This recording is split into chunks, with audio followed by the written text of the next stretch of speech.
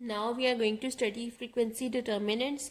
अच्छा, ये incidence and prevalence बहुत इंपॉर्टेंट है। ये बेसिक कॉन्सेप्ट्स हैं जो आगे आपने स्टडी पैटर्न्स देखने हैं उसमें आने हैं, तो आप यहाँ इसको देख लें।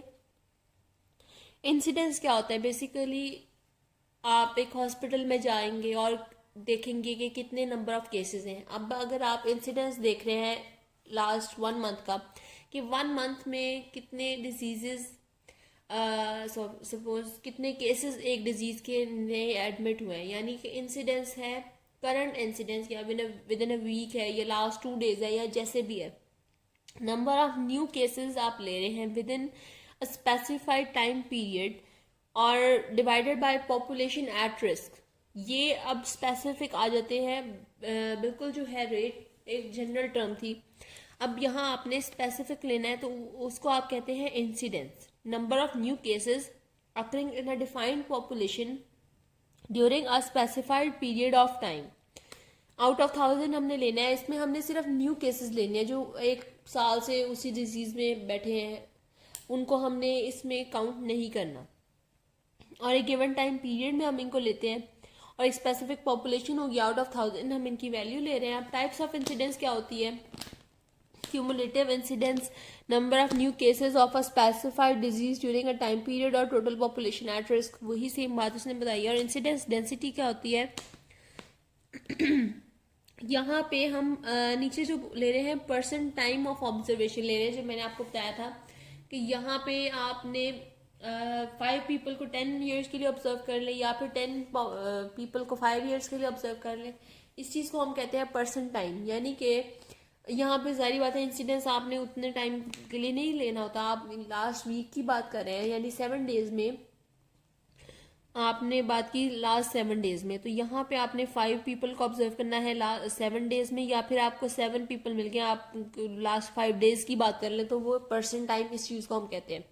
डेंसिटी में डिनोमिनेटर का फर्क है, 2 टाइप्स है इसकी, इसमें कुछ भी याद करने वाला ऐसा नहीं है, बस ये इतनी सी बात थी।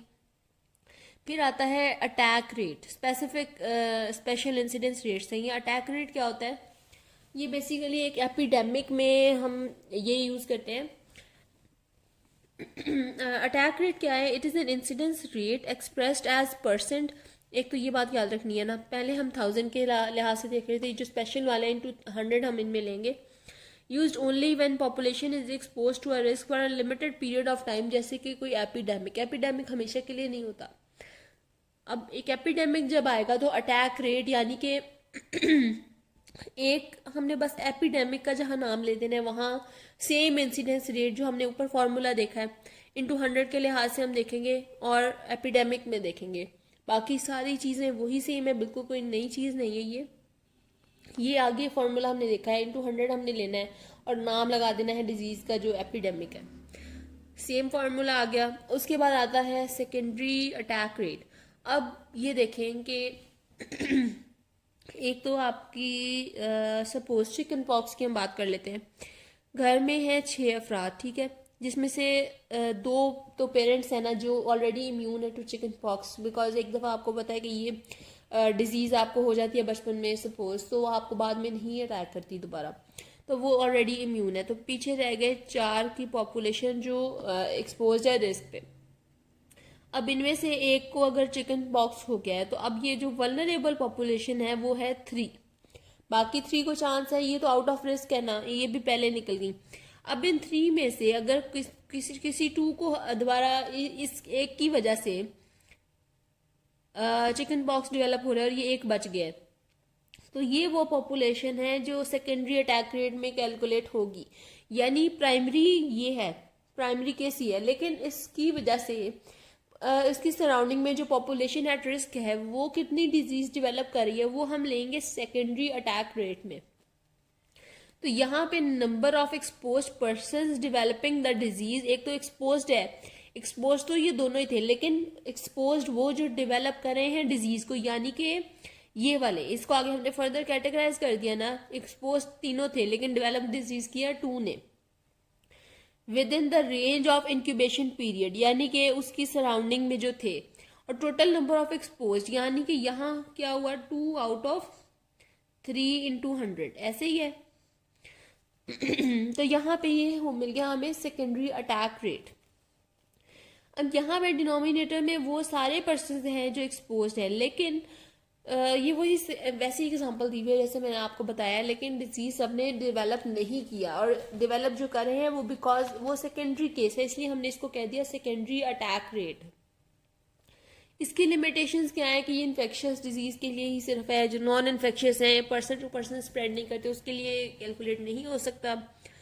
फिर प्रेवलेंस की बात करें, प्रेवलेंस क्या होती है? डिजीज बर्डन के एक स्पेसिफिक टाइम पे, सपोज एक वीक की बात करें, इस वीक में टोटल एडमिटेड पेशेंट्स कितने हैं टीबी के, लाइक इस वीक में न्यू पेशेंट्स आए हैं सपोज 10, लेकिन 5 वो हैं जो इससे पिछले हफ्ते भी थे, उससे पिछले हफ्ते भी थे, यानी कि वो क्रॉनिक केसेस हैं, वो पहले के हैं, और न्यू एडमिटेड हैं कुछ चंद केसेस, लेकिन एट अ टाइम तो वो सारे प्रेजेंट हैं, तो सारे काउंट होते हैं प्रेवलेंस में। This is basically disease burden at a given population in a specific period of time. तो number of old plus new cases और पॉपुलेशन जो है एट द टाइम इनटू 100, तो ये होती है पॉइंट प्रेवलेंस। पॉइंट प्रेवलेंस ये होती है कि एट दिस पर्टिकुलर मोमेंट इस टाइम पे कितने हैं, और पीरियड प्रेवलेंस ये है कि विद इन अ वीक या लास्ट ईयर में, लास्ट वीक में, लास्ट मंथ में, एक थोड़ा टाइम पीरियड जिसमें आ जाए उसको हम ये कहेंगे।